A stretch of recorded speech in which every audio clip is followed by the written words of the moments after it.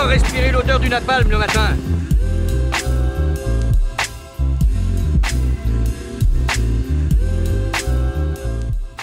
Salut tout le monde et bienvenue sur l'écran fou, et aujourd'hui, nouvelle vidéo sur l'actu autour de l'univers cinématographique. Alors, il y avait deux options qui se présentaient à moi aujourd'hui, soit traiter du sujet de la crise de larmes de Selena Gomez, mais bon, pas sûr que ça nous aurait tenu bien longtemps, hein, même en se la rematant 2-3 fois histoire de faire durer le fou rire. Du coup, je vous la mets vite fait, comme ça on n'en parle plus, on est tranquille. Say that I'm so sorry.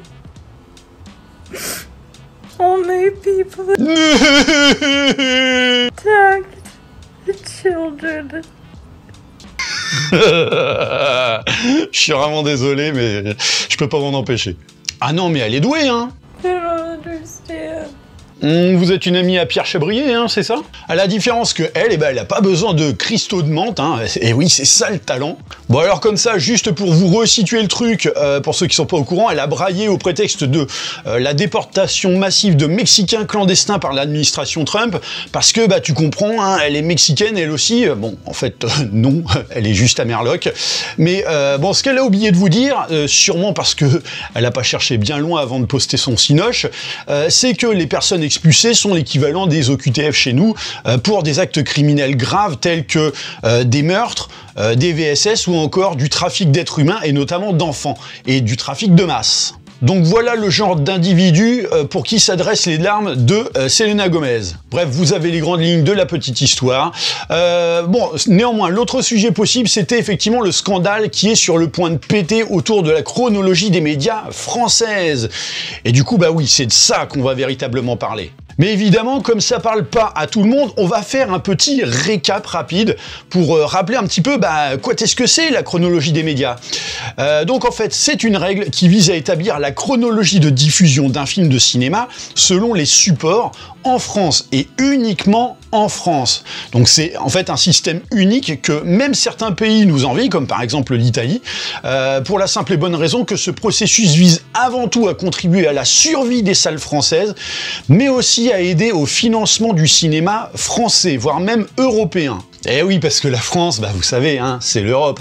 Donc, rappelez-vous, pour ceux qui ont connu notamment les années 90, 80, voire même antérieures, t'avais un film qui sortait au cinoche, en moyenne, fallait attendre à peu près 3 ans avant de le voir à la télé, sauf si tu avais Canal. Et pourquoi? Eh bien, tout simplement parce que Canal contribue au financement du cinéma français par le biais d'une somme annuelle, donc ça leur permettait effectivement de réduire l'attente assez drastiquement en ayant autorisation de diffuser les films plus tôt. Sauf que, en fait, ce modèle de diffusion a dû s'adapter et évoluer au marché, dès lors que le streaming et ses multiples plateformes ont fait un petit peu leur apparition, et aussi que, on va pas se le cacher, le mode de consommation a changé en parallèle.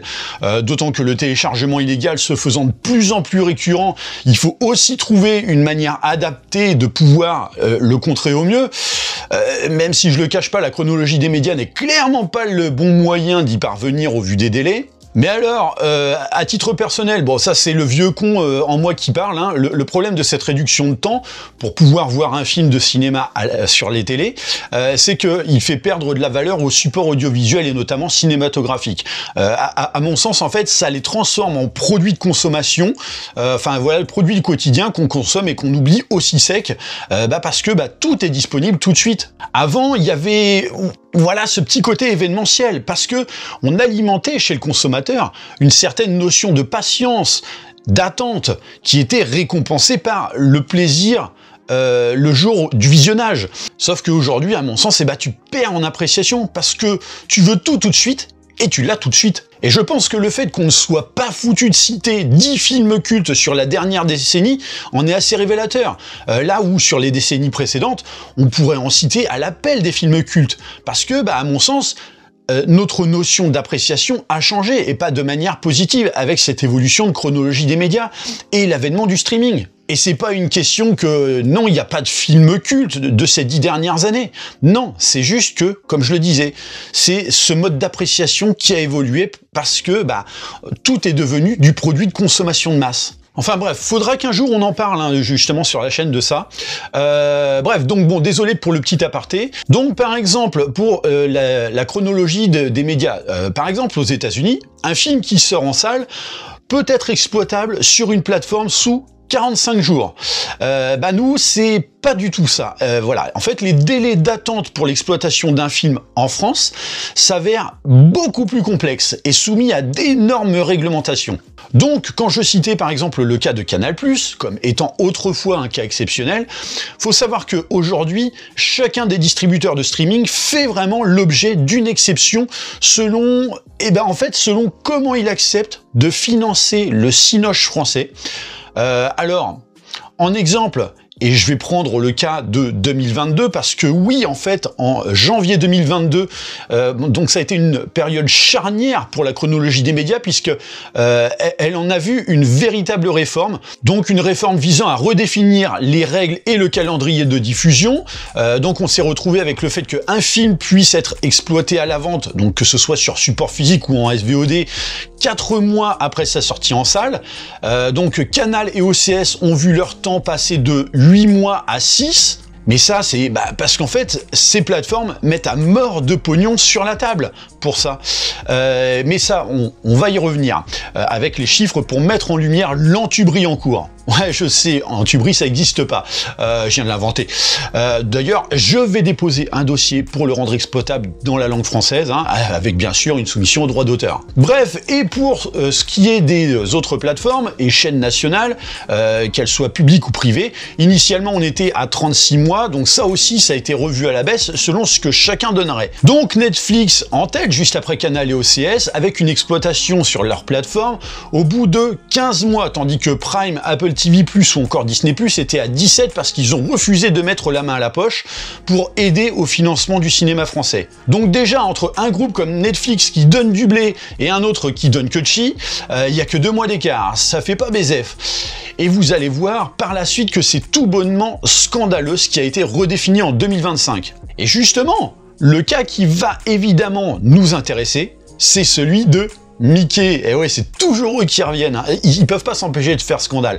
Parce que, en 2022, lors de ces renégociations autour de la chronologie des médias, eh bien, en fait, Disney a tapé son petit caca nerveux, voilà, estimant que, c'était totalement discriminant, que, il ne puisse pas exploiter ses propres productions comme il l'entend sur sa propre plateforme, parce que en fait, il y a une règle nationale qui existe dans le secteur d'exploitation de la plateforme. C'est-à-dire que oui, la plateforme Disney+ existe, oui, Disney est bien content de récupérer le pognon des abonnements français, hein, mais Disney n'est pas d'accord pour, en contrepartie, respecter les règles de diffusion de la France. Surtout quand, en fait, pour s'en affranchir, ça implique quoi? De respecter de participer au financement de ce dit État, quoi. En gros, Mickey, il veut le beurre, l'argent du beurre, le cul de la crémière, sauf que Disney, donc quand même l'une des plus grosses, si ce n'est peut-être la plus grosse entreprise de divertissement du monde, qui a connu son ascension en partie grâce au cinéma, et Disney n'est pas d'accord avec une loi visant justement à sauver le cinéma dans un pays qui, pourtant, je le rappelle, hein, a été le précurseur du 7e art. Hein. Voilà, les frères Lumière, Georges Méliès, hein, tout ça. Oui, c'est Casa, hein, c'est du pur sang franco-français. Donc Disney refusait en 2022 de raquer, et dans l'instant, et dans cette affaire, ce n'est effectivement pas Mickey qui devint le symbole de la franchise aux grandes oreilles, aux yeux de l'Hexagone, mais plutôt Picsou, quoi. Pire, Disney joue même la carte du chantage. Et oui, parce que, autant Apple TV+, et Amazon, ils ont refusé, ils acceptent les 17 mois, et puis basta. Mais Disney, non, eux, ils aiment bien avoir le dernier mot. Et s'ils l'ont pas, eh bien, ils sont prêts à devenir méchants, et même à faire du mal. Oui, l'entreprise initialement symbole de la joie et de l'amour, hein, voilà, qui en fait, derrière, n'a absolument aucun scrupule à faire payer un pays parce que tout simplement parce que Disney refuse d'appliquer une loi. Donc à ce moment-là, ils ont menacé la France de ne pas lui distribuer Black Panther 2 Wakanda Forever dans les salles de cinéma. Alors voilà, moi j'ai envie de dire, vu le film, ça aurait peut-être pas été une perte, hein, mais enfin je dis ça, après on va me reprocher que, ouais, t'es en train de dire que Black Panther 2 c'est de la merde. Et du coup, je vais être obligé de confirmer que oui, c'est bien à chier, quoi. Donc, chantage qui n'a pas abouti, parce que mine de rien, si le cinéma français avait à y perdre, Disney a également à y perdre. Et oui, parce que c'est pas Disney qui décide tout seul de l'implantation, par exemple en France, de la plateforme Disney+. Bah non, c'est décidé avec plusieurs organismes, et notamment des organismes décideurs français, qui peuvent très bien dire à Disney, vous savez quoi, allez hop, c'est bon, vous vous barrez avec votre plateforme. Donc le chantage peut pas être mené jusqu'au bout. Mais toute cette simulation de chantage, vous allez voir qu'elle aura quand même eu son impact pour 2025, quand on va y venir. Mais bon, vous avez compris un petit peu la manière d'agir de Mickey, sachant que c'est d'autant plus dégueulasse que c'est la même société qui, sous couvert de l'excuse du Covid, alors que c'était plus trop problématique à ce moment-là, en fait a décidé de ne pas sortir en salle l'adaptation live de Mulan, alors que en vérité, la raison, c'était pas le Covid, hein, non, c'était que le fait de sortir le film directement sur Disney+, c'est 100% de bénéfice dans la pocket de Mickey, puisque, en fait, quand tu le diffuses sur une plateforme de streaming plutôt que dans les salles, tu partages rien des recettes, vu que il n'y a pas de distribution, tu réduis le marketing, et puis t'as pas d'exploitation en salle. Ce qui avait mis très fort en colère les exploitants français. Bref, sauf que cette nouvelle réglementation de la chronologie des médias était donc établie pour une durée de 3 ans.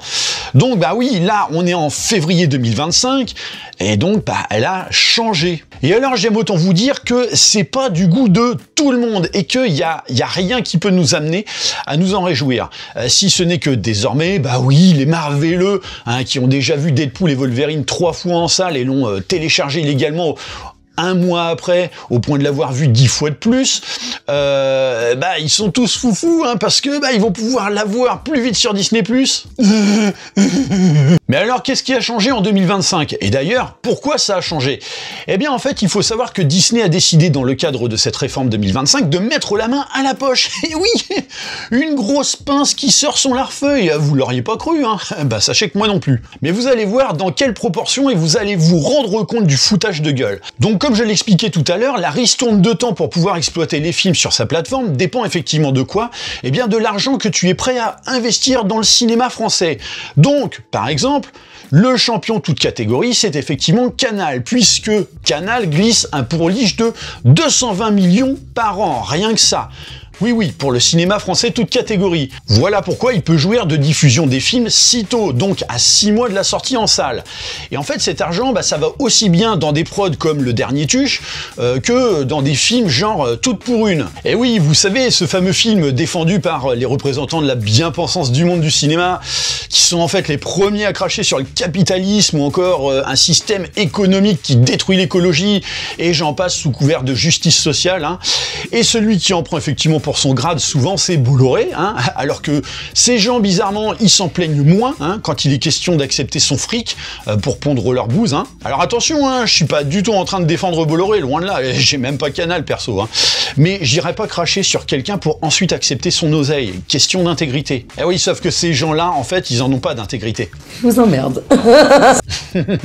Délicieuse. Donc, quand un film comme par exemple Toutes pour une reçoit l'étiquette Canal, c'est pas en fait Canal qui le veut ou qui le décide, c'est parce que c'est le pognon qu'il a injecté dans le cinéma français qui fait qu'il se retrouve notamment là-dedans. Alors jusque-là, le deuxième sur la chrono, comme on disait, c'était Netflix, qui effectivement était à 15 mois, et désormais est passé 15 mois. Donc non, eux, ça ne bouge absolument pas, avec donc la même règle de financement, à savoir 4% du chiffre d'affaires généré en France sur la plateforme, ce qui représente un peu plus de 40 millions par an. Sachant que eux, ils ont accepté un accord impliquant de financer que des films de production modeste. Donc Netflix s'octroyant le droit de garder le financement de grosses productions françaises pour l'exclusivité de sa plateforme, sans passer par la case ciné. Comme par exemple lorsqu'ils produisent des films comme Ad Vitam, Sous la Seine ou encore Loup-garou. Oui, bon, je sais, c'est pas glorieux pour autant. Donc en raison de ça, effectivement, le cinéma français n'envisage pas de leur faire de cadeaux à Netflix, hein. Même si bon, ça fait quand même 3 piges que le N rouge donne quand même, hein. Tandis que il y en a un pour qui, depuis cette réforme 2025, c'est l'autoroute du kiff, c'est Mickey. Puisque lui, alors avant, il voulait pas payer, et maintenant il accepte de mettre la main à la poche, donc on lui déroule le tapis rouge, mais de manière tout bonnement scandaleuse. Et pour décortiquer ça, on va lire la fameuse lettre qui a été pondue à la suite de cet accord et qui commence ainsi. Les organisations du cinéma français, représentées par le Blic, le Bloc et l'ARP, et Disney+ ont conclu un accord de financement et de diffusion des œuvres cinématographiques françaises, européennes et de films produits et distribués par Disney. Donc à titre d'info, le Blic, c'est le bureau de liaison des industries cinématographiques, le Bloc, bureau de liaison des organisations de cinéma, et l'ARP, une société type SRF, mais regroupant les auteurs, réalisateurs et producteurs de cinéma. Donc j'aime autant te dire que eux, depuis cet accord, ils débandent pas. Cet accord permettra aux abonnés de Disney+ de visionner ces films 9 mois après leur sortie en salle, contre 17 mois actuellement. Donc 9 mois, ça les fait passer largement devant Netflix. Et ces 15 mois en l'échange d'un investissement annuel de 40 millions par an. Donc on est quand même assez curieux de savoir ce qui vaut une telle fleur. Et du coup, on va le découvrir et je vous conseille de vous accrocher. Dans le cadre de cet accord d'une durée de 3 ans, Disney+ s'engage à investir 25% de son chiffre d'affaires net annuel généré en France pour financer des œuvres cinématographiques et audiovisuelles européennes et françaises. Donc on parle ici effectivement de 25% du chiffre d'affaires net annuel généré en France, ce qui représente combien ? Environ un petit peu moins de 40 millions par an, donc entre 35 et 40 millions. Et c'est là que le foutage de gueule commence à bien prendre forme. Quand, pour un investissement inférieur à Netflix, tu y grattes la place de second en lui foutant 7 mois dans la tronche. Donc les détails supplémentaires sur comment cet investissement sera représenté est également expliqué dans la lettre.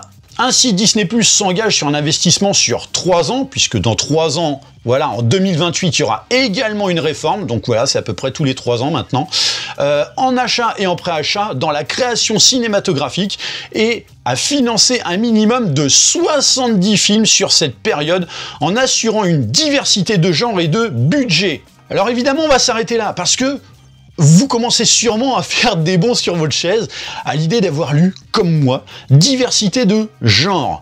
Mais non, voilà, on parle pas de DEI, mais de diversité de genre cinématographique, évidemment. Même si, on va pas se voiler à la face, mais quand je disais que le Blic, le Bloc et le Bluc, enfin non, l'ARP, pardon, se frottent les mains, c'est qu'ils sont des représentants d'un domaine qui veut favoriser en France une certaine idéologie à travers le cinéma. Donc, si on a droit à des toutes pour une, et j'en passe, bien évidemment que c'est grâce ou à cause de ces associations. Et je tiens quand même à rappeler qu'actuellement, en termes d'idéologie, Disney est pas en reste. Donc tout ce petit monde va effectivement bien s'entendre. Je tiens quand même à rappeler que le PDG actuel de Disney, donc Bob Iger, qu'on connaît très bien sur la chaîne, est très en faveur des idéologies woke. Non pas qu'il en ait quelque chose à foutre, hein, mais plutôt que en fait, le mec a mis en place une prime d'intéressement à la promotion de l'inclusivité au sein de l'entreprise, et que la prime se veut substantielle selon ton statut dans la boîte. Et donc forcément, le mec, ça lui permet de se verser un bon pourliche, quoi. Bon, oui, je sais, il y en a qui appelleraient ça du détournement de fonds, hein, mais oui, en gros, c'est ce que c'est, voilà. Et le pire, c'est que au conseil d'administration de chez Disney, tout le monde valide et applaudit, hein. Quand je dis qu'on va arriver au résultat d'idiocratie plus vite que prévu, j'ai jamais été aussi proche de la vérité. Bref, bon, désolé si je m'écarte un petit peu du sujet, mais tout ça pour dire que si vous pensiez que les flops à répétition des daubes inclusives de Camélia Jordana, ou encore les toutes pour une, et j'en passe, allaient sonner la fin du match par un gros rétropédalage, je pensais là ce que vous êtes pas prêt pour ce qui va venir quand Mickey va mettre son nez dans 70 films en 3 ans. C'est énorme! Donc parce que c'est pareil, hein, ne vous voilez pas la face, hein. C'est pas parce que Disney va mettre la main à la poche sur la production de 70 films que systématiquement ça va en faire des putains de blockbusters à la française. 70 films en 3 ans pour un investissement de 40 millions par an maximum, donc on va dire en étant large 120 millions, ça représente quoi? Ça représente ni plus ni moins que 1,7 million par film. Donc c'est pas énorme. Bref, et donc la lettre se poursuit ainsi. Avec ses engagements, Disney, premier distributeur de films en salle en 2024 en France, réaffirme son ambition d'agir aux côtés de l'ensemble des acteurs des secteurs du cinéma et de l'audiovisuel et renforce ainsi la création et la diffusion au service des œuvres et du public. Et alors là, même si ça n'a pas l'air comme ça, mais dans ce paragraphe, il y a un terme assez important, c'est Disney, premier distributeur de films en salle en 2024 en France. Et ça, croyez-moi que ça a eu son impact pour gagner autant de temps sur la chronologie des médias par rapport aux autres. Donc en gros, voilà pourquoi on lui fait une telle fleur comparée à Netflix. C'est-à-dire que bon, Disney, ils peuvent jouer au jeu du chantage comme ils l'avaient déjà fait. Mais si la France, par contre, elle décidait d'appliquer aussi des restrictions à la plateforme Disney+, sur le territoire français, bah, ça ferait pas du bien à Mickey. Et donc, en contrepartie, bah, notre souris, elle répliquerait forcément sans scrupule en privant les cinémas français de ces blockbusters qui permettent aux exploitants de survivre. Tout ce qu'il y a, c'est que là, les organisations françaises, elles savent une chose, c'est que concrètement, Disney, en 2024, a été au sommet de la pyramide en termes de distributeurs, donc forcément, il faut se les mettre dans la poche. Donc bah, à ce jeu-là de savoir qui a la plus longue, tout le monde peut y perdre, ou bien y gagner. Donc bah, c'est tout naturel qu'on part sur un accord de principe. Mais quand même avec le trouillomètre dans le rouge, parce que bah, Disney vaut son pesant de cacahuètes dans la balance. Donc bah oui, on le caresse dans le bon sens du poil, en lui faisant un tel cadeau, de passer finalement de 15 mois, enfin pardon, non, de 17 mois à donc 9. Alors la suite de la lettre, on laisse Hélène Hetzi, donc présidente de Walt Disney Company France, s'exprimer en disant « Cet accord marque une étape importante pour les spectateurs français, parce que bah oui, maintenant ils vont avoir droit à du fast-food ciné plus rapidement, hein. Rendre les films plus accessibles au plus grand nombre, d'abord en salle, puis beaucoup plus rapidement sur la plateforme Disney+, est un premier pas essentiel pour répondre aux usages des Français. Cet accord témoigne de l'engagement indéfectible de Disney envers le public et de sa volonté de continuer de travailler avec les talents et les producteurs français des secteurs du cinéma et de l'audiovisuel. L'engagement indéfectible envers le public, dixit quand même ceux qui ont voulu nous priver il y a 3 ans d'un Marvel en salle. C'est le plus gros foutage de gueule de cette lettre, quand on sait que voilà, ça fait maintenant 5 ans que Mickey en a absolument rien à foutre de son public sans qui d'ailleurs il serait pas là après des décennies, parce que bah, aujourd'hui Disney préfère miser sur 10% de la population du monde via des programmes inclusifs. Donc parler d'engagement indéfectible envers le public, là c'est carrément... mais c'est l'hôpital qui se fout de la charité. Et donc pour finir, la lettre se termine avec l'expression des organisations du cinéma, donc voilà, le BIC, le Bloc et l'ARP.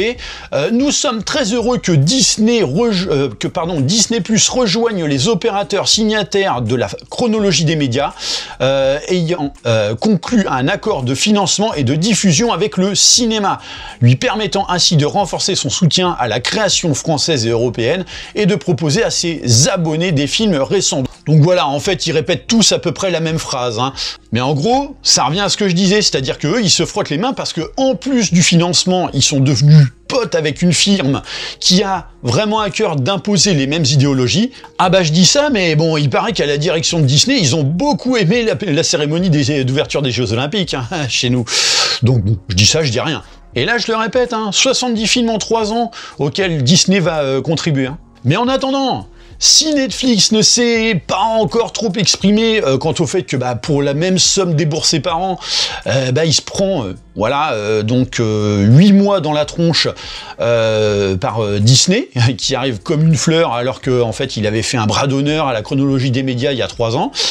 Le plus dégueulasse, c'est qu'on est dans la même politique commerciale que chez en fait les opérateurs de téléphonie et d'internet. C'est-à-dire que si t'es un client fidèle, mec, tant pis pour ta gueule, continue à payer comme ça, voilà, on en a rien à foutre. Par contre, le petit nouveau là, alors lui, il a droit à la méga ristourne, plus tous les cadeaux en prime, il pourra même embrasser le cul de la vendeuse, quoi. Sauf qu'il y en a un qui l'a mauvaise, et pas qu'un peu, et d'un côté, ça se comprend, c'est Canal. Et alors, c'est le PDG, Maxime Saada, qui le dit.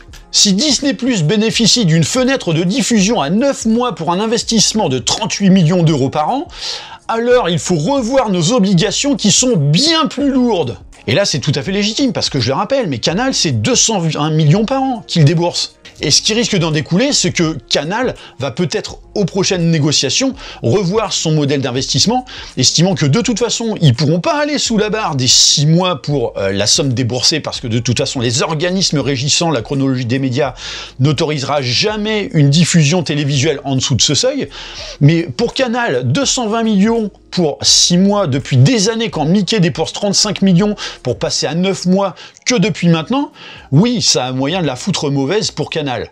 D'autant que ça intervient après le coup de Trafalgar de Mickey d'avoir rompu son contrat avec Canal, puisque Disney+ était inclus dans leurs abonnements. Et oui, c'était parfaitement calculé de la part de Mickey, en vue de cette renégociation autour de la chronologie des médias. Sauf que ce déséquilibre que Canal risque de ne pas laisser passer, ça va faire qu'effectivement le groupe français va revoir son investissement à la baisse, mais de manière drastique, voilà. Et là, le cinéma français risque de pas mal pleurer, parce que s'il considère d'appliquer une proportionnalité pour rester à 6 mois, on va plus tourner à 220 millions par an, mais autour de 60-65 millions. Donc une baisse de 160 millions par an. J'aime autant dire que le cinéma français, il risque de la sentir passer, l'arête qu'il a avalée. Donc non, c'est pas l'arrivée de Disney+ qui va combler la réduction de Canal si elle devait revoir de fond en comble leur modèle d'investissement dans le cinéma français. D'autant que le cadeau que tu fais par exemple à Mickey en guise de bienvenue, dans 3 ans, t'es pas à l'abri qu'il joue encore une fois le chantage pour gratter quelques mois supplémentaires sur la chronologie des médias et qu'il arrive finalement à 6 comme Canal, et que s'il n'est pas content, il aura aucun scrupule à retirer ses billes. Donc voilà, j'ai essayé de vous faire un petit tour d'horizon de cette nouvelle mouture de la chronologie des médias, voilà, donc édition 2025, et qui, s'il y en a qui effectivement se réjouissent de pouvoir regarder leur guignolerie plutôt, n'augure pas grand-chose de bon et risque effectivement de chambouler tellement par la suite que le cinéma français peut en souffrir à plus ou moins long terme. Donc oui, c'est bien pour l'abonné de Disney+, mais pour le reste, ça va être beaucoup plus compliqué. Parce que ça tend davantage à regarder dans la gamelle du voisin et à créer des jalousies qui risquent de vraiment foutre un coup de pied dans la fourmilière là-dedans. Et là, vous allez effectivement me dire, oui, mais pourquoi on doit subir ça quand de toute façon on voit ce que ça permet de financer, le cinéma français c'est de la merde. Et à cela, je vous dirais, oui, mais il permet aussi de financer des bons films parfois. Alors ok, mais vous allez me dire, c'est quoi le ratio entre bons films et mauvais films? Et à cela, je répondrai que en fait, c'est selon l'avis de chacun. Mais je peux comprendre que, voilà, quand en même pas 2 semaines, on se tape par exemple Les Tuches numéro 52 et Toutes pour une, ça a de quoi laisser songeur. Et puis oui, on préférerait ne pas avoir à subir la chronologie des médias si c'est pour avoir ça. Mais l'important, c'est que ce procédé, je le rappelle, permet malgré tout de garder en vie les exploitants ciné du pays, en nous assurant, outre l'aspect téléchargement illégal, que les gens puissent continuer à aller dans les salles obscures. Même si, oui, effectivement, il y a aussi le problème du prix des entrées qui freine un petit peu les gens, et donc qui a son impact sur la fréquentation des salles. Mais bon, ça après, c'est un autre sujet. En tout cas, voilà ce que j'avais à dire par rapport à toute cette, à ce remaniement de la chronologie des médias de 2025. Voilà, avec quelques inégalités. On n'a pas exploité le point de vue de Apple TV+ et compagnie, qui eux sont régis par une autre formule, donc je crois que c'est 20% de leur chiffre d'affaires annuel net sur le territoire français, et pour pouvoir eux financer une exploitation mais uniquement audiovisuelle, donc pas cinématographique. Mais voilà, tout le monde a droit un petit peu à son cas de figure personnel, mais effectivement le plus gros scandale, ça reste celui de Disney, à qui finalement on a ouvert grand la porte, alors que c'est pas forcément légitime, et que malheureusement, comme je le disais, ça risque de créer des jalousies qui peuvent foutre la merde par la suite. Donc voilà, n'hésitez pas à me dire ce que vous pensez par rapport à toute cette situation. Bien sûr, pensez à liker et partager la vidéo, pensez à vous abonner à la chaîne de manière à vous tenir informé des prochains contenus, et moi comme d'habitude, je vous dis à très bientôt pour une prochaine vidéo. Allez, bye.